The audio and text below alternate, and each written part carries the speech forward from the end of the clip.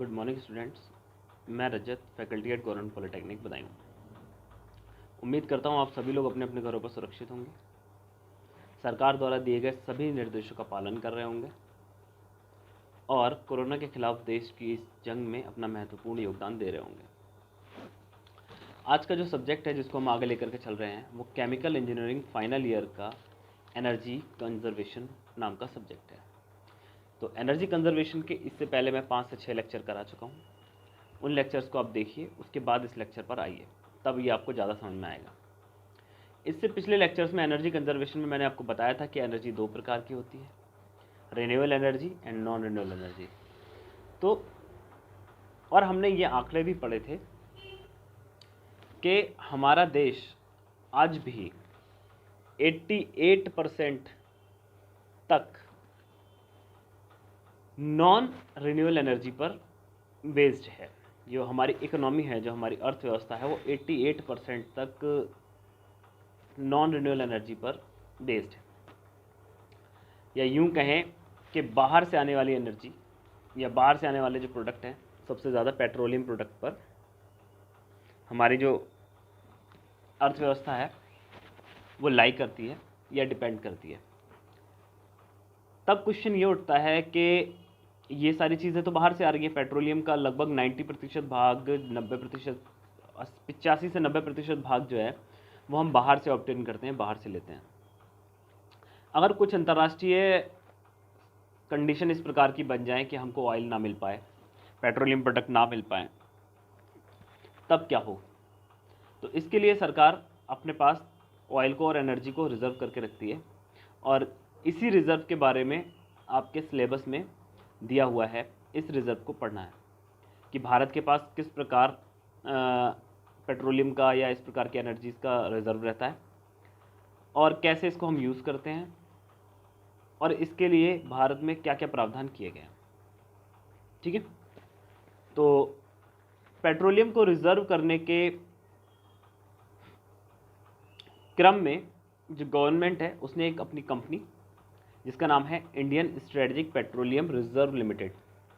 दोबारा से नाम रिपीट कर रहा हूँ मैं, Indian strategic petroleum reserve limited.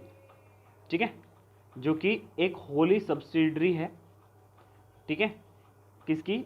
OIDB की। ठीक है, जो कि मिनिस्ट्री ऑफ पेट्रोलियम यानी पेट्रोलियम मंत्रालय के अंतर्गत आती है। ठीक है, इस संस्था का, इस कंपनी का काम है देश में पर्याप्त मात्रा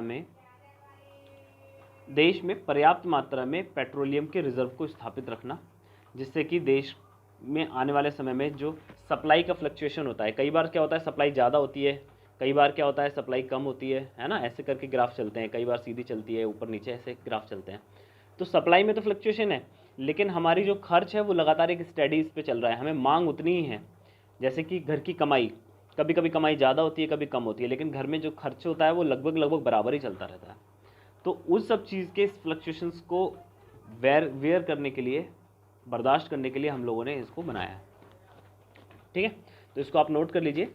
जो ISRL है, ठीक है, एक कंट्री का higher dependent on the most important crude oil volatility of the oil prices in the international market and political instability, the Indian government appointed the Indian strategic petroleum reserve limited. मतलब अंतर्राष्ट्रीय जो राजनीति है या अंतर्राष्ट्रीय तेल के प्राइस में जब ऊंचा उतार चढ़ाव आता है तो उसको बेयर विद करने के लिए इसको बनाया गया है, जो कि मैंने अभी आपको बताया था। ठीक है, ये oil industry development board of India, इसकी एक सब्सिडरी है। सब्सिडरी का मतलब होता है उसकी एक ब्रांच है। किसकी ब्रांच है? Oil industry development board of India. ठीक है,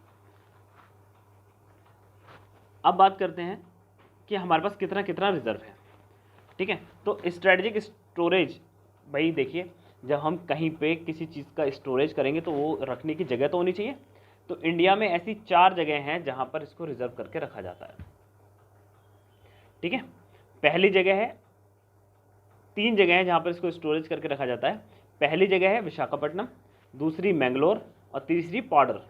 ठीक है, आपने सुना भी होगा मैंगलोर रिफाइनरी और विशाखापट्टनम रिफाइनरी। ठीक है, विशाखापट्टनम जो है ये ओडिशा में है, मैंगलोर शायद आंध्र प्रदेश में है, पाउडर पता नहीं किस तरफ है, इसका स्टेट मुझे याद नहीं आ रहा, ठीक है। तो इन 3 जगह हम लोग अपने ऑयल को रिजर्व करके रखते हैं, जो कि बहुत बड़ी मात्रा में भंडारण करते हैं, ठीक है। इनकी जो कैपेसिटी है वो कैपेसिटी आपके नीचे दे रखी है, 1.5 मीट्रिक मिलियन टन, ठीक है। याद रखना ये जो MMT है ना, मीट्रिक मिलियन टन है, ठीक है।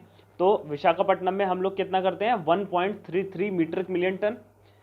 मैंगलोर में हम कितना करते हैं, 1.5 मीट्रिक मिलियन टन। और पाउडर में हम करते हैं 2.5 मीट्रिक मिलियन टन, जिसकी कीमत जो होती है वो करोड़ में है 1178 करोड़ रुपए, 1227 करोड़ रुपए और 1639 करोड़ रुपए। कुल मिलाकर के जो हमारा अमाउंट बनता है 4098 करोड़ रुपए का हम लोग क्या करते हैं, अपने यहाँ ऑयल का रिजर्व रखते हैं, ठीक है। अब ये बात आती है कि ये हमारे लिए कितना काफ़ी है, कितने दिन तक हमारे चल सकता है। तो बेटा जो हमारे यहाँ ऑयल का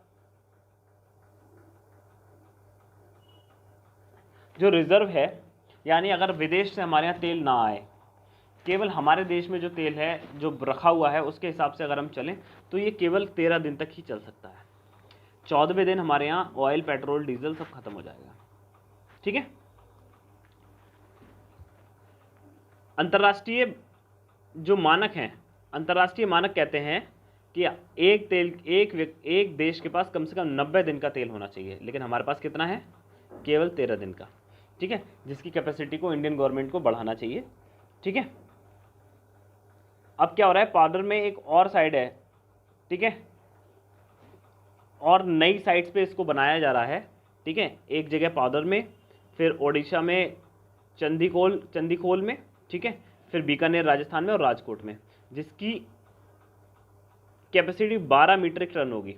यानी हम टोटल हमारे पास कितने मीट्रिक टन है अभी इस समय, 5 मीट्रिक टन, ठीक है। 12 मीट्रिक टन 12.5 और हो जाएगी, तो 12 5 17 लगभग 18 मीट्रिक टन हो जाएगी। लेकिन फिर भी 90 डेज के मुकाबले अब ये 5 मीट्रिक टन जो है वो हमारी 13 दिन के लिए है, तो 12 कितनी हो जाएगी, लगभग 13 दूनी 26, 27 दिन की है, 30 दिन की मान लो, तो 30 और 13 43 दिन, 43 डेज का रिजर्व हमारे पास हो जाएगा जब हमारी ये नए ऑयल रिजर्व बन जाएंगे, ठीक है। लेकिन इस समय अगर भारत में ऑयल रिजर्व की बात करें तो कितना सा है, इस समय भारत का ऑयल रिजर्व केवल और केवल 13 दिन का ही है, ठीक है।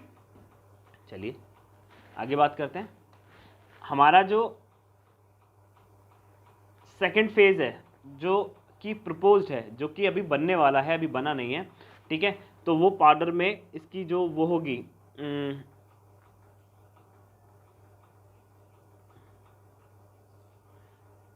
पाउडर जो है उसमें इसकी कैपेसिटी को 2.5 मीट्रिक मिलियन टन बढ़ाया जाएगा। राजकोट में भी 2.5 मीट्रिक मिलियन टन, चंद्रखल में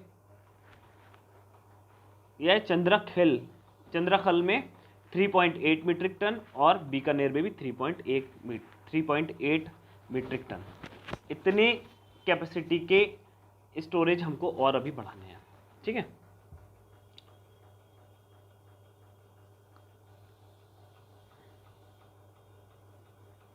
उनकी प्रोग्रेस इसके बारे में डेटा है, इसका कोई हमारे लिए मतलब नहीं है, ठीक है। अभी विशाखापट्टनम के बारे में स्पेसिफिक जानकारी है, इसको आप नोट कर लें। मैंगलोर के बारे में इन सब के स्क्रीनशॉट ले लीजिए आप, ठीक है। फिर आता है ग्लोबल क्रूड ऑयल रिजर्व, कि भाई हमारे पास तो इतना है, दुनिया के पास कितना है, ठीक है। तो सबसे पहला आता है, sorry for the disturbance, global crude oil reserve की हम बात कर रहे थे। तो मैंने आपको बताया कि इंडिया के पास लगभग 5.3 समथिंग कुछ मीट्रिक मिलियन टन ऑयल का रिज़र्व है, जो कि भारत के 13 दिन के लिए काफ़ी है। और आने वाले टाइम में जो हमारा प्रपोज्ड बनने वाला है, जो टोटल बन के आएगा, वो लगभग टोटल बन के 13 मिलियन मीट्रिक मिलियन टन और बनने वाला है, जो टोटल कैपेसिटी को 18 मीट्रिक मिलियन टन कर देगा, जो कि हमारे देश के लिए लगभग 43 डेज़ के लिए होगा। अब बात करते हैं कि ग्लोबल क्रूड ऑयल रिजर्व यानी कौन से देश के पास कितना क्रूड ऑयल का रिजर्व है। तो वहीं इसी क्रम में ऑस्ट्रेलिया का सबसे ज़्यादा जो है यूएस के पास है, और यूएस के पास आपके सामने डेटा दिखाई दे रहा है, जो 2013 का डेटा है, अभी डेटा उनका आउट नहीं है। 37 डे ऑफ ऑयल जो 37 डे का डेटा था, जो कि उनका 18.49 मिलियन बैरल पर डे के हिसाब से उनका जो है क्रूड ऑयल का रिजर्व, मतलब 18.49 मिलियन बैरल्स पर डे के हिसाब से उनका खर्चा है, और उनके पास 37 डेज का क्रूड ऑयल का रिजर्व है। वहीं जापान के पास 600 मिलियन बैरल पर डे, ठीक है, के हिसाब से 600 मिलियन बैरल का टोटल रिजर्व है। चाइना के पास 90 दिन का है, और यूरोप के पास, जो यूरोपीय यूनियन है, उनके 27 मेंबर्स हैं, ठीक है, जिनके पास मिला करके इकट्ठा 90 डेज़ का ऑयल है, ठीक है। तो यूरोप के एक देश कोई नहीं, यूरोपियन यूनियन पूरा इकट्ठा करके क्रूड ऑयल रिजर्व बनाया हुआ है, जो 90 डेज़ का उनके पास है, ठीक है। तो ये तो क्रूड ऑयल के रिजर्व के बारे में और एनर्जी के रिजर्व के बारे में आपका लेक्चर था, ठीक है। मिलते हैं नेक्स्ट लेक्चर में। आप इस डेटा को अपने पास नोट कर लीजिए। आप जब भी इस क्रूड ऑयल रिजर्व के बारे में, इस सब चीज़ों के बारे में देखेंगे, तब आपको थोड़ा सा लिखेंगे, क्वेश्चन आएगा, तो आपके लिए ये लेक्चर बहुत हेल्पफुल वो होगा, सिद्ध होगा, ठीक है। कुछ ग्लोबल क्रूड ऑयल रिजर्व का एक डेटा आप ये वाला और नोट कर लीजिए, जो एक ग्राफ के रूप में आपके सामने दिख रहा है, ठीक है। इसमें क्या है, इसमें सभी देशों का रिजर्व दिखाया गया है, जिसमें 95